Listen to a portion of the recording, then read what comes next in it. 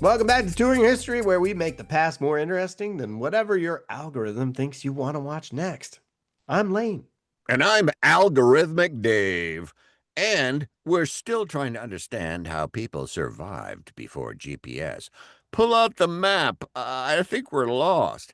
Like they just had to know where they were going before they left the house. Huh. Wild concept, folks. I remember those days. Triptychs, right? Mm, Thomas Guide? Yeah, same thing. It was the Yeah. size of a Bible. Yes. And if you The lost younger it, you folks don't were. know what we're talking about. Yeah. Anyway, today we're exploring August 3rd, a date that's brought us labor victories, aviation milestones. Oh, Amelia Earhart, maybe, Dave? Hmm? Uh, Oh, God love and her. She's still there, I think. and some absolutely mind-blowing examples of how papal sex scandals can literally spilt Christianity in half. Spilt Split. them? Spilt Christianity. All Split. right, but enough of that spilt stuff. Let's talk But about birthdays, shall we? I smell a schism coming. I Good one. Yes, we got some birthdays today. We got Martin Sheen, who Oh, somehow made being a fictional president more believable than most actual presidents we've had. also born today, Tony Bennett. I left my heart in whatever. Who proved that crooning Francisco. never goes out of style and somehow made jazz cool for every generation. And that's right, Martha Stewart, Martha. who turned perfectionist homemaking into a multimedia empire. Yeah, God she's love her. close with the Snoop Dogg. Yeah, They hang out. they do. And then we can't forget Rupert Brooke. Well, we can. I mean, who could, though? Everyone remembers him being born on August 3rd, I 1887. do. Yeah. You know, he was a poet. We all read so much poetry these days. Hmm. Who wrote some of the most beautiful and tragically naive poetry about World War One before dying in the war at age 27. Oh, sad. His poem, The Soldier, with "There's some corner of a foreign field that is forever England." It's different when you know he died on a hospital ship heading for Gallipoli. Wow, that's crazy. All right, Salacious Dave, what do you got All for us right, today? here we go. Scandal time. August 3rd, 1492. That's right, Christopher Columbus, folks. He set sail from Spain on his first voyage. Scandalous. But here's the really scandalous part. He was funded partly because of one of history's most notorious papal sex scandals involving, that's right, Pope Alexander VI. Wow. So wait, how does papal corruption connect to Columbus discovering America? Well, let me tell you, Lane. Pope Okay. Alexander VI, also known as Rodrigo Borgia, that's right, a member of the Borgia family, was having a very public affair with Giulia Farnese, who was married to someone else. But Alexander was so obsessed with Julia that he made her brother Alessandro a cardinal at age 25. That's pretty young to be a cardinal, just to Hmm. keep her happy and close to Rome.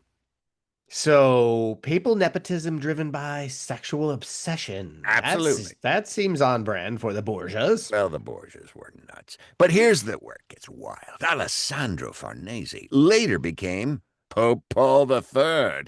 And to legitimize his scandalous rise to power, he needed to fund major Catholic expansion projects. That's partly why the church was so eager to support Columbus's voyages. Get him out of town. They needed dramatic wins to distract from their sex scandals. Sounds So familiar, huh? Jeff distraction. We need another Epstein. distraction. So Columbus's voyage was essentially papal scandal PR management. That's right. Deflection. Alexander VI was so notorious for his affairs that he had multiple children with different mistresses while serving as dun dun dun Pope. His son Caesar Borgia became the inspiration for Machiavelli's The Prince. The entire Borgia family's sexual scandals and political machinations literally shaped the age of exploration. Wow. So one pope's inability to keep it in his papal robes Ah, helped launch European colonization of the Americas. well said. That's right. The Borgia sex scandals were so outrageous that they contributed to the Protestant Reformation. Yeah. Oh, Mm, yeah. Nailing those schism. things on that door, Martin Luther specifically cited papal sexual corruption as evidence that the Catholic Church needed reform. One Wow. family's scandalous affairs helped split Christianity and fund the conquest of two continents. Thank the Borgias. Wow. Wow. Wow. Wow. All But right. let's On to talk about innovation innovation, time. Lane. Yep. All right. August 3rd, 1958, the USS Nautilus became the first submarine to reach the North Pole underwater, basically proving that humans could travel anywhere on Earth if they were sufficiently determined and claustrophobic. That's right. And filled with nuclear power. Traveling under the Arctic ice in a nuclear submarine sounds like the ultimate trust the engineering moment. Yes. The Nautilus. Ah,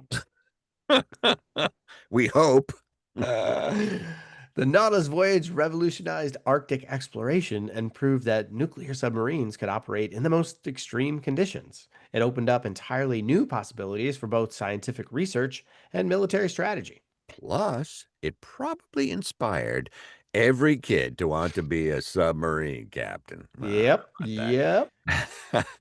Or one of the Borgias, at least until they learned about the months underwater with recycled air part. Yeah, Yeah, yeah. It becomes less sexy then. yeah, it does. Another innovation today, August 3rd, 1936, Jesse Owens won his fourth gold medal at the Berlin Olympics, Wow. basically using athletic excellence to make Hitler's racial theories look stupid in front of the entire world. That's right. OSU graduate, Jesse Owens. That's Woohoo! less innovation and more using superior performance to destroy racist propaganda.